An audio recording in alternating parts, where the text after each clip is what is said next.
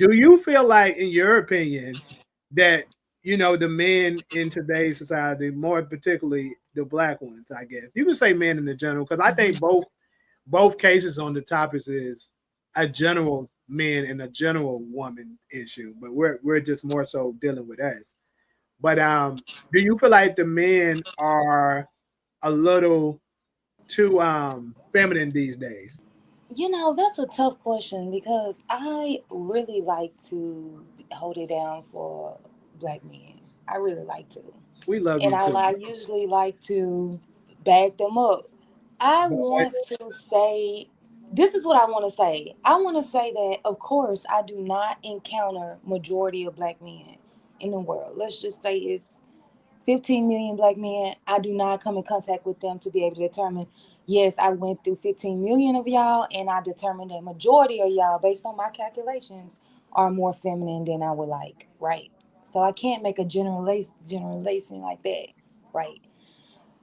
I will say that there appears to be a phenomenon of a lot of feminine men who appears to be all in our face as far as social media wise, and that may give you the perception that a lot of black men are feminine. I do think that a lot of times, a lot men who sit sort of who gossips per se, they tend to be more in our social media presence. If they're bashing black women, they tend to go viral. They seem to get more attention when they sort of are acting a little feminine. And I would say feminine as when I mean that they be sitting around sort of gossiping about other women or bashing over the women, trying to embarrass women. I consider those little acts like that feminine. So that's sort of my description of what you mean when you say sort of feminine. I also think that we can't really fault them, right? Because a lot of them was raised by their mothers. I I mean, think. Go ahead. Go ahead. I don't know. I can't say most black men can't order a lemonade, a Twitter account and a lemonade because I have not encountered all the black men and made that determination, right? But I will say that a lot these issues that women have with black men, something like that, like they're not leading in that instance about ordering their food because why you can't do that as an adult. But I think that those issues like that are gets more attention when things like that, and it'll make you assume after you see three different women online talking about how their man won't lead, you would come to the conclusion a lot of these women in relationships with men, their men are not leading them, they're leading the men, right? Okay, so let me. I got to get some clarity with you. So when you say social media, are we speaking of platforms such as Twitter, Instagram, Facebook, or are we speaking of YouTube, TikTok, and all of that as well? All you put all of that in the same thing? Yeah, I think that all of these social media websites, you see, if you're like, if it's something bad, if it's something negative about our men, you as a black woman, you definitely, it's definitely coming down your timeline. Or if you see black men doing something that just maybe out, or what you consider to be bashful, because I consider that to be feminine, but that seems to be, go viral. So you would make that conclusion based on what you see on social media, but you haven't encountered most So black men basically, what talking you're sort of like saying this is, situation. I should start cooking girls on this platform to go viral more. I mean, that's where the clicks and the views are. I'm just play. I'm just playing. I don't know. I mean, for me, like I said, my thing is I'm gonna always be honest and hold them accountable. But yeah, I will say certain guys I think do deliberately just attack. Like for instance, Myron, this nigga just attacked particularly black women out of nowhere for no reason, just because. Yes. Now I can agree with you on that shit, but also I think when it comes to like you just telling them what it is and stuff like that, that's just you. Because I think certain men are doing it generally to try to help, and certain ones just do it for clicks and views. So it is a difference. But Taj, what do you have to say on it? No, as a man, just set your boundaries, regardless who the chick is. Sometimes we're attracted to some chicks more than others. But I've learned throughout my experiences, don't compromise your boundaries, whatever those boundaries are. When a female or a lady starts rebelling against that, you got to be disciplined and strong enough to let her ass leave. Let her, hey, if you ain't gonna respect, because at the end of the day, the one thing no female in this world, even outside of our culture, and I'm gonna say lady, not female, because a female could be an animal. One thing a lady or a woman can't get around is that when we step out in the public together, if a threat came at us, the man is expected to step up and put his life on the line, whether he kill or die. And no lady in this world could get around that. So the question becomes, how much is that worth to you? And when I say you, I'm talking about the women. How much is that done, or are you just dating men to sacrifice them anyway? You see what I'm saying? So the most black men understand we're at war with one of the strongest oppressors in human history. So a lot of us, when we're done doing battle, whether it's in society, at work, when we get around a chick, we just want to relax and chill. So is that what you call effeminate? Solo, I'm guessing that's directed to you. No, I mean, no, of course not. If you want to sit at home and chill, that's not feminine. After doing battle, like it ain't no joy. The average. Let me say this real quick for Keela and all everybody else online. When after the George Floyd demise, this really shocked me. We were expecting like all the hoodlums and the thugs and the bangers and all that to hit the streets. It was you had more, I guess what y'all would call feminine dudes out there on the battlefield than the niggas who we thought was gonna be on our front lines. So when we need that masculinity, and I ain't gonna even put the toxin on there, where was it? And we could just rewind time 5 years ago.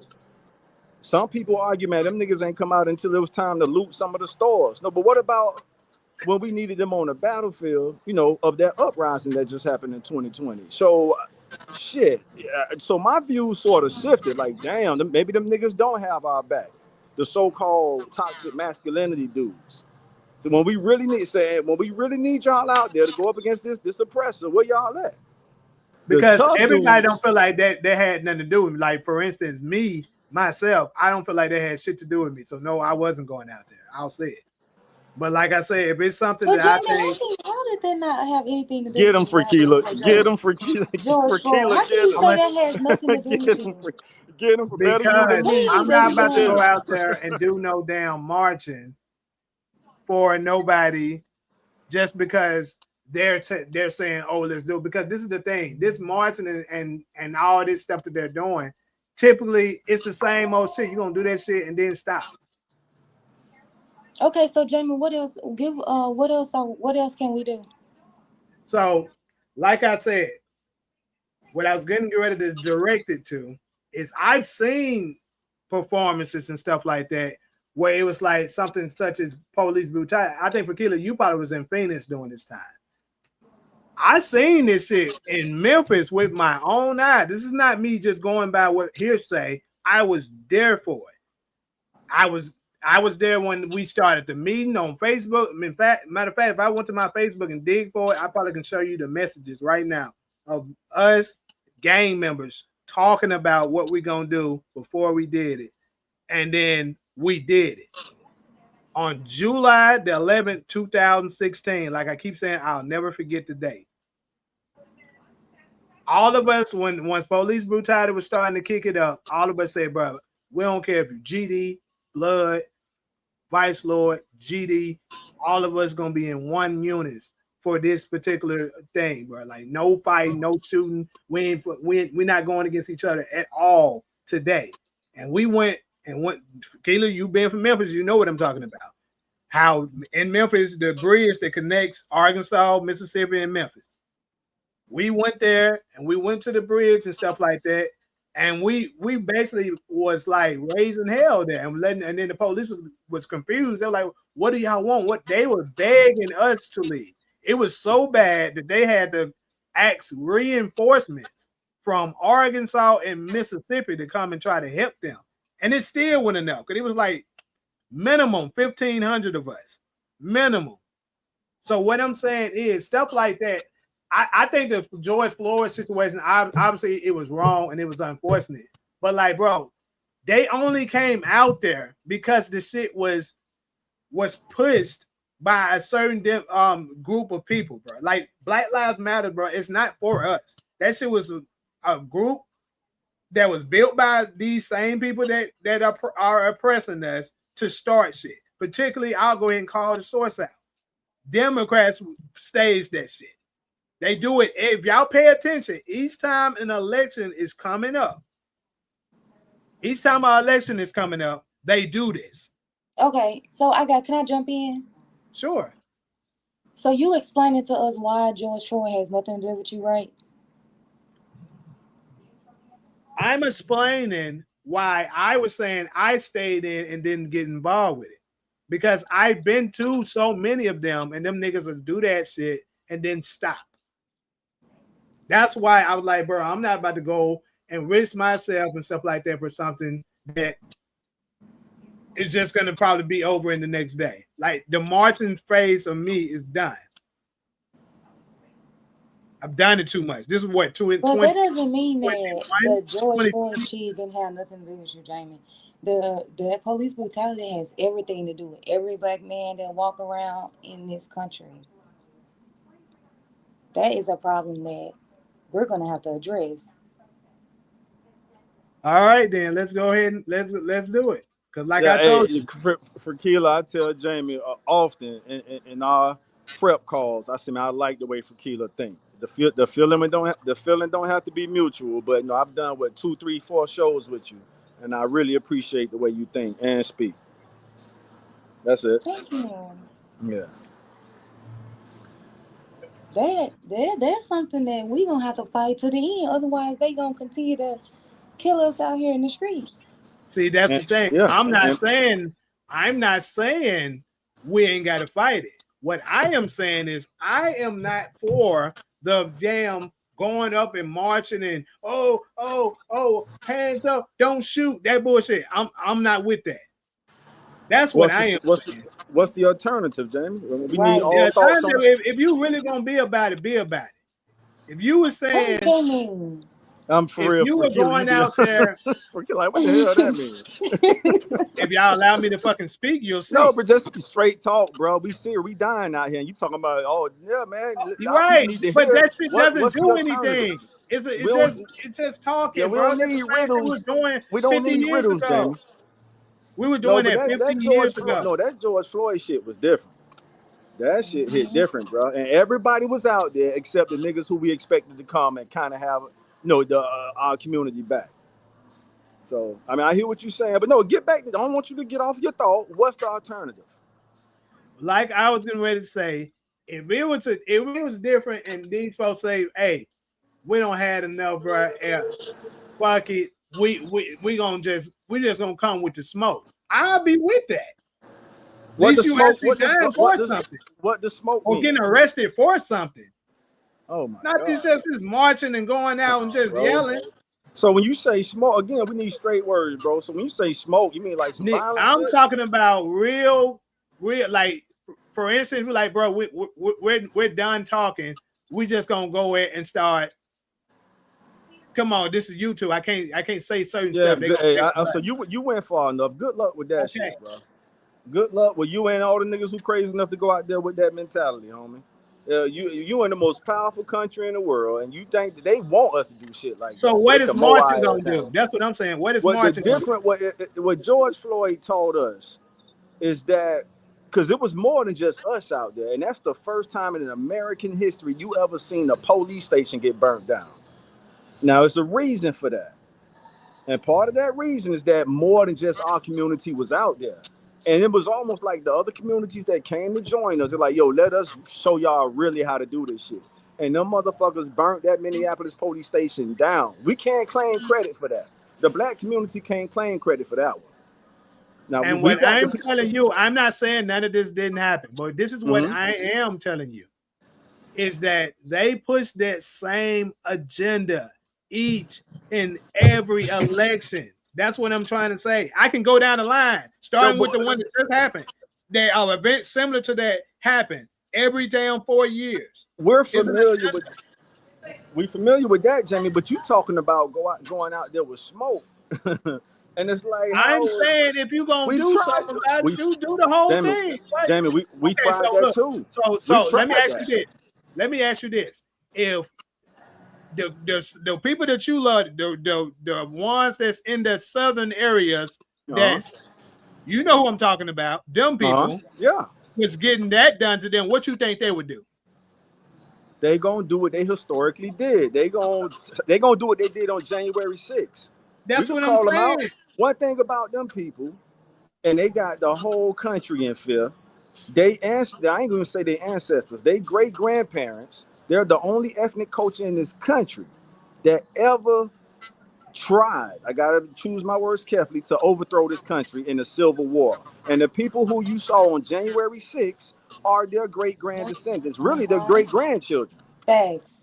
Oh, thanks, Fakila. So they're showing, and y'all from the South. I'm from the South too, South Florida. That ain't deep South like Memphis, Georgia, and all that. But what do white folks in the South say? The South will rise again, and that's what they showed the whole world on January 6th. Nigga, we'll take this shit over. Keep playing with us if y'all want to. Now I'm talking okay, so what I'm saying is, why can't we do the same? Because we would get mowed down, and we know that, Jamie. Come on, bro, you tripping. Nah, I think it's just fair, bro. If we try to do that shit, I think it's fair. I think it's fair. If we try to do that shit that happened on January 6th, boy, it'd be a bloodbath, bro. And you know that. I think it's fair, bro. I really do. Okay, it ain't. You sure? People get fear and wisdom mixed up sometimes. Because the group that you're talking about is not that big either.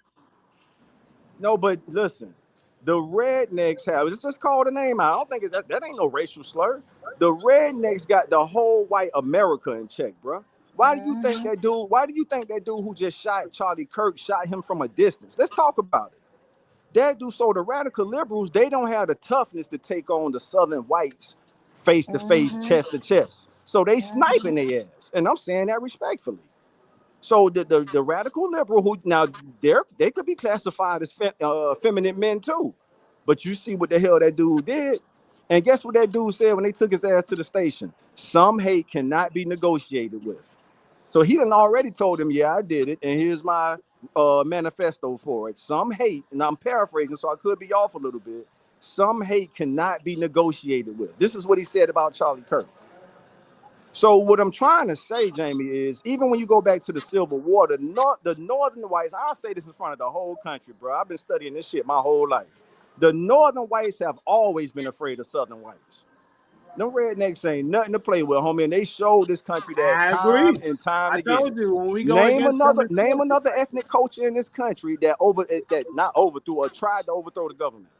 Name one. And guess what? This is my last point on this, and y'all, we can move on. Donald Trump is one. Why do you think they surround him like that? See, we got mixed up. I think I said this on your show before because he's a redneck, but he grew up in New York City. So we're looking at him like he's a New York City kid. No, he's one of the so they look at him like, man, that's the redneck that went to New York City and made it. This shit is deep, bro. And we got to stop playing. So if we would have tried to do that shit on January 6th, half the people in our culture know this. That shit would have been a bloodbath. Now, which way it would have went, your guess good as mine. But we know it would have been a bloodbath. Go ahead, bro.